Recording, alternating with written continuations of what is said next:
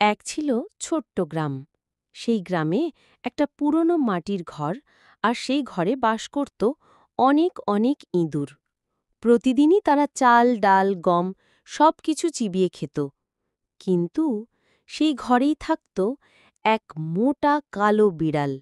সে সবসময় চুপচাপ বসে থাকত, আর সুযোগ পেলেই ঝাঁপিয়ে পড়ত ইঁদুরদের ওপর। ইঁদুররা ভয়ে একদিন সভা ডাকল। সবাই গোল হয়ে বসল। এক ইঁদুর বলল, আমরা তো শান্তিতে থাকতে পারছি না। যদি আগে থেকে জানা যেত বিড়াল আসছে, তাহলে আমরা পালাতে পারতাম। তখন এক বুদ্ধিমান ইঁদুর বলল, চলো বিড়ালের গলায় একটা ঘণ্টা বেঁধে দিই। তাহলেই ঘণ্টার শব্দ শুনেই আমরা বুঝতে পারব বিড়াল কোথায় যাচ্ছে। সবাই হাততালি দিল আনন্দে। কিন্তু তখন এক বুড়ো ইঁদুর ধীরে ধীরে বলল, বুদ্ধি তো ভালোই, কিন্তু বলো তো সেই ঘণ্টা বিড়ালের গলায় বেঁধে দেবে কে? সবাই চুপ হয়ে গেল। কেউই সাহস পেল না সেই কাজ করার। শিক্ষা হল, শুধু বুদ্ধি দিলেই হবে না, কাজটি করার সাহস থাকাও জরুরি।